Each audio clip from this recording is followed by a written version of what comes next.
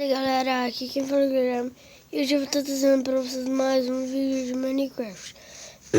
Galera, e hoje eu vou estar ensinando para vocês como fazer uma trap, galera. Guilherme, uma trap. Galera, primeiro, os itens que você vai precisar é esses aqui. Tem mais alguns, só que eu não vou pegar agora.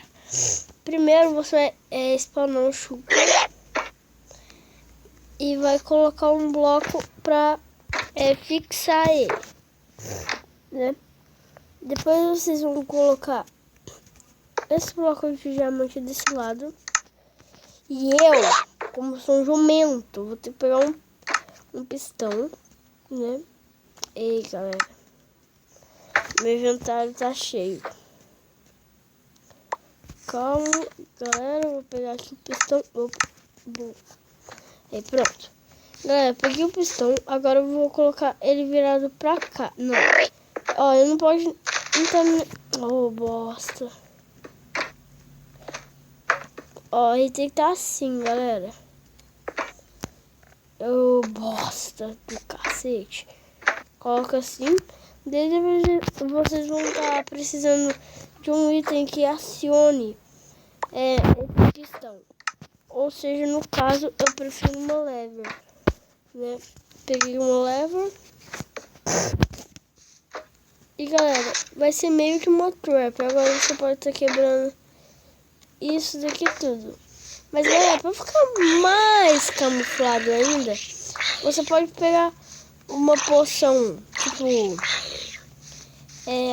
uma poção de invisibilidade que dura, pode ser a que dura mais tempo. Você vai pegar ela, né? Você jogar isso aqui fora. E você vai pegar a poção, tipo, arremessável de aqui tiver mais de mais minutos.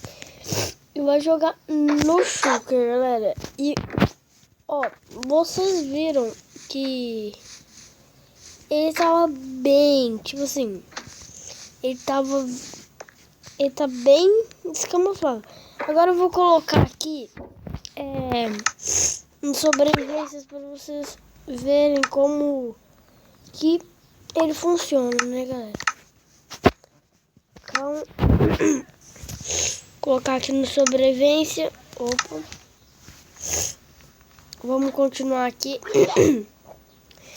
Não, vídeo não. Não se coloca mesmo, galera.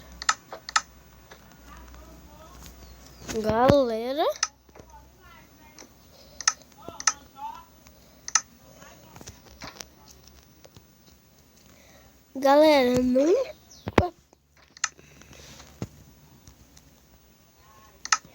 Boa, galera. Eita, galera, eu cliquei ele sem querer, mas isso não nos impede de... Galera, e ó, já começou a me torturar nessa peste da bunda aqui, né? Galera,